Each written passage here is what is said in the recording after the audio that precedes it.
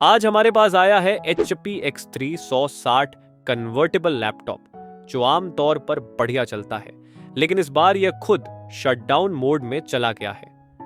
Customer ने बताया कि उन्होंने लाख कोशिश कर ली, पावर बटन दबाया, पूजा पाठ किया, लेकिन लैपटॉप ऑन होने का नाम ही नहीं ले रहा।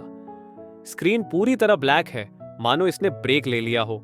अब हमारी टेक्नीशियन टीम इसकी जांच पड़ताल शुरू करेगी और पता लगाएगी कि यह सिर्फ आलस कर रहा है या कोई गंभीर बीमारी हो गई है। बैटरी का लो प्रेशर, मदरबोर्ड की कमजोरी या फिर शॉर्ट सर्किट का झटका, क्या यह लैपटॉप फिर से जिंदगी की राह पर लौटेगा या मर जाएगा? बने रहिए हमारे साथ और हाँ, वीडियो को लाइक करें, चैनल को सब्सक्राइब करें, वरना आपका लैपटॉप भी इसी हालत में पहुंच सकता है। हम किसी भी तरह की डायग्नोसिस शुरू करने से पहले लैपटॉप और उसके सभी पार्ट्स पर कस्टमर के साइन ले लेते हैं। इससे किसी भी तरह की कंफ्यूजन नहीं होती और ट्रांसपेरेंसी बनी रहती है, क्योंकि कई सर्विस सेंटर्स में पार्ट्स बदलने या चोरी होने की शिकायतें आती हैं, लेकिन सुराज कंप्यूटर्स में ऐसा कोई रिस्क नहीं। हम पूरी ईमानदारी और प्रोफेशनल तरीके से काम करते हैं ताकि कस्टमर को बेफिक्र और भरोसेमंद सर्विस मिले।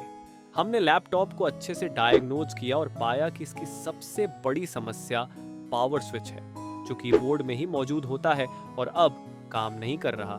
चूंकि इस मॉडल में ऑन ऑफ स्विच कीबोर्ड के साथ इंटीग्रेटेड होता है, इसलिए हमें पूरा कीबोर्ड रिप्लेस करना पड़ेगा। डायग्नोसिस को कंफर्म करने के लिए हमने लैपटॉप से एक एक्सटर्नल कीबोर्ड कनेक्ट किया और जैसे ही पावर बटन प्रेस किया, लैपटॉप में डिस्प्ले आ गया। यानी अब हम पूरी तरह से श्योर हैं कि समस्या कीबोर्ड में ही है।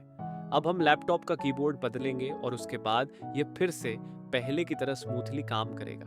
अगर आपके लैपटॉप में भी कोई ऐसी ही समस्या आ रही है, तो सूरज कंप्यूटर्स से संपर्क करें और अपने डिवाइस को सही समय पर रिपेयर कराएं। और अब आप खुद देख सकते हैं, जैसे ही हमने लैपटॉप का कीबोर्ड रिप्लेस किया और पावर बटन प्रेस किया, लैपटॉप ऑन हो गया और डिस्प्ले भी आ गई। इस सफलता के बाद हमारी टेक्नीशियन टीम और कस्टमर दोनों ही बहुत खुश हैं, क्योंकि अब उनका लैपटॉप पहले की तरह एकदम सही काम कर रहा है।